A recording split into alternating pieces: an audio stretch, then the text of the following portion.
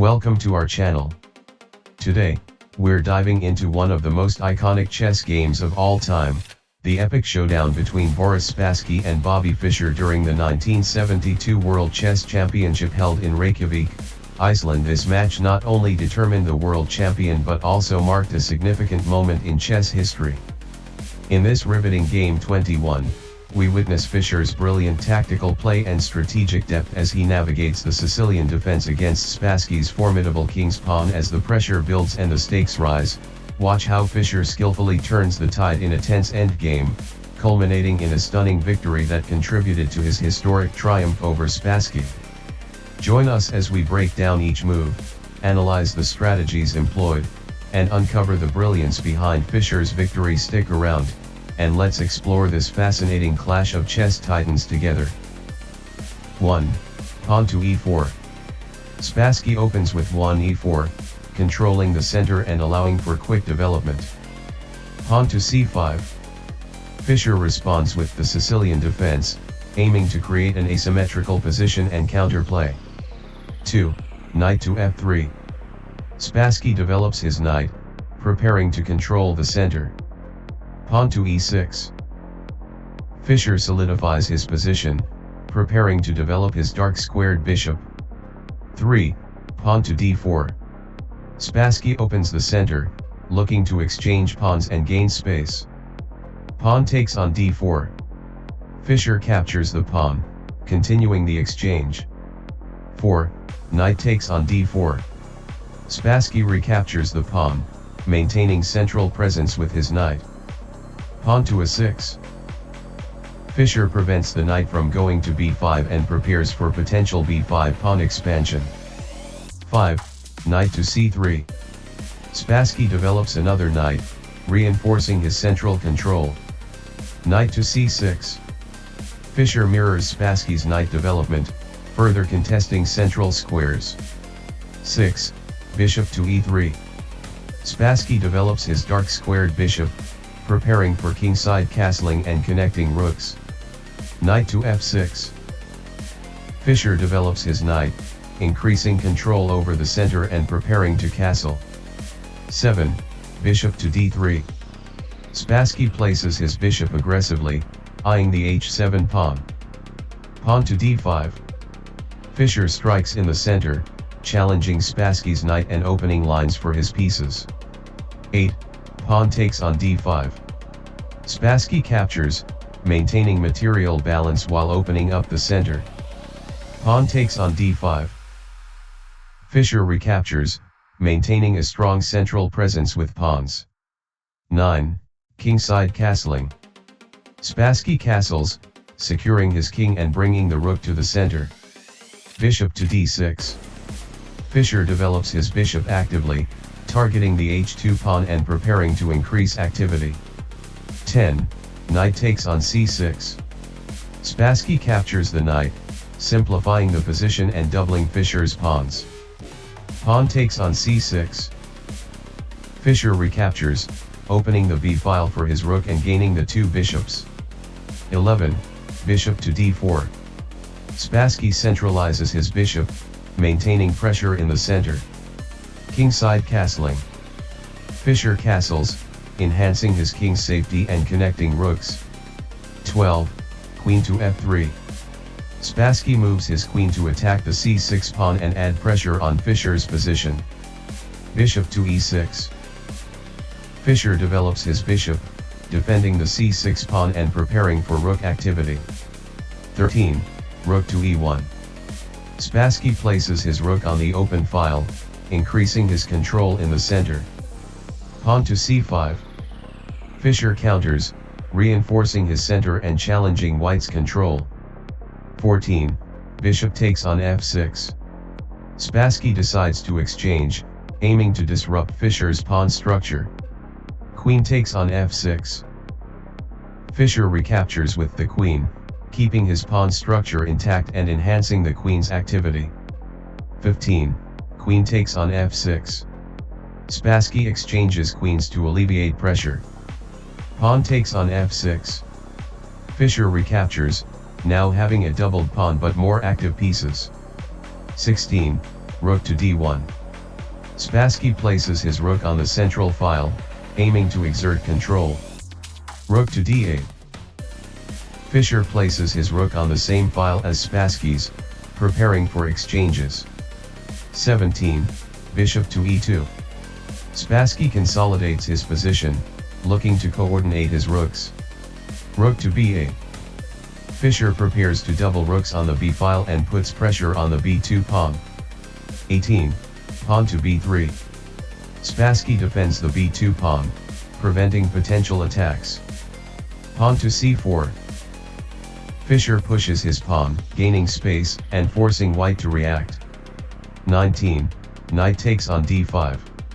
Spassky captures the pawn, aiming for active play. Bishop takes on d5. Fischer recaptures with the bishop, maintaining control and threatening the knight. 20, rook takes on d5. Spassky captures with the rook, increasing the central pressure.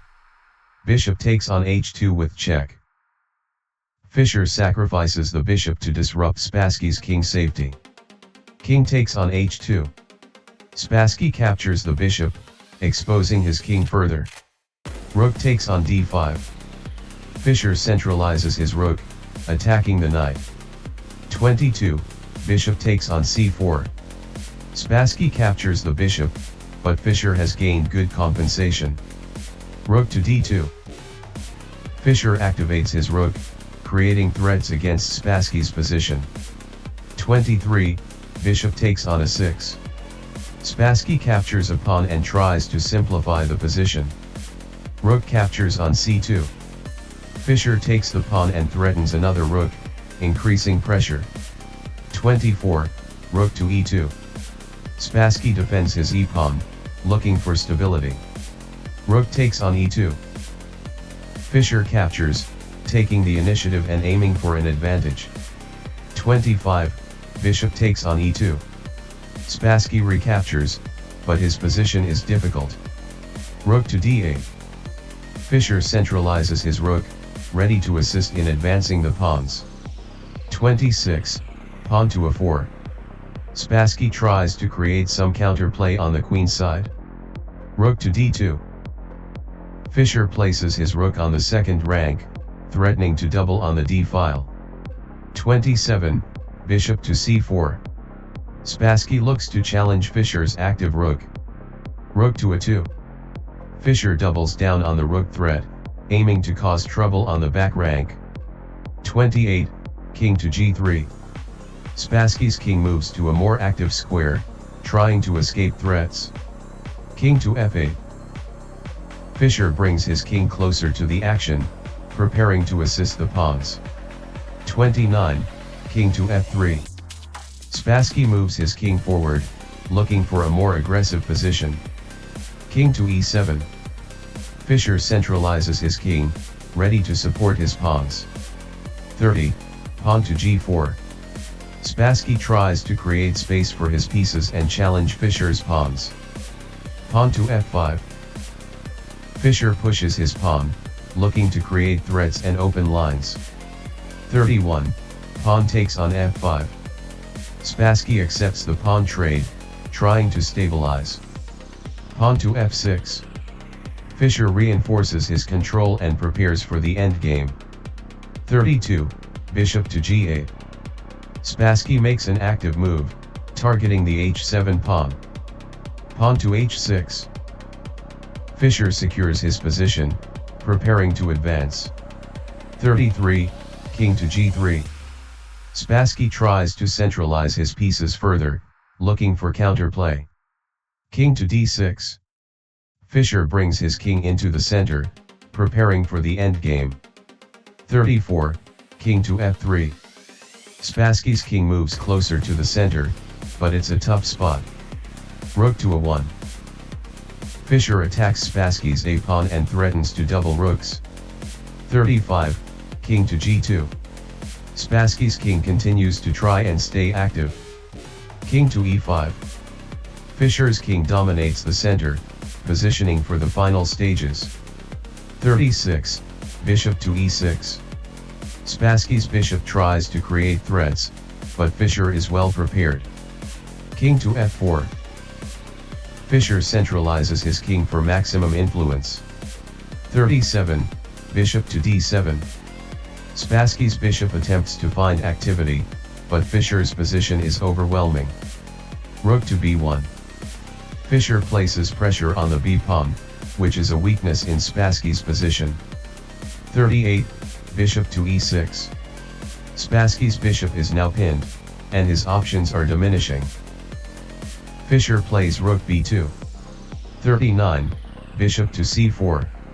Spassky tries to defend, but Fischer's pieces coordinate perfectly. Rook to a2. Fischer's rook advances to a2, targeting the weak pawns on the second rank and further enhancing his pressure. 40, bishop to e6. Spassky's bishop moves to e6, aiming to block any further advances by Fischer's rooks. Pawn to h5. Fischer plays h5, solidifying his pawn structure and preparing to push further. 41, bishop to d7. Spassky moves his bishop back to d7, attempting to defend against Fischer's threats, but the position is already lost for white. Fischer wins the game after 41 moves, demonstrating superior endgame technique and exploiting weaknesses in Spassky's position. Thank you for joining us as we explored this incredible game between Boris Spassky and Bobby Fischer. This match not only showcased Fischer's exceptional talent and strategic brilliance but also played a pivotal role in his journey to becoming the world chess champion. Chess isn't just a game, it's a battle of minds, and in this historical encounter, we witnessed how deep understanding and daring tactics can turn the tide at any moment. If you enjoyed this breakdown, please give us a thumbs up, subscribe for more chess content, and let us know your thoughts in the comments below. Which move surprised you the most? Do you have any favorite games from Fischer or Spassky? We'd love to hear from you.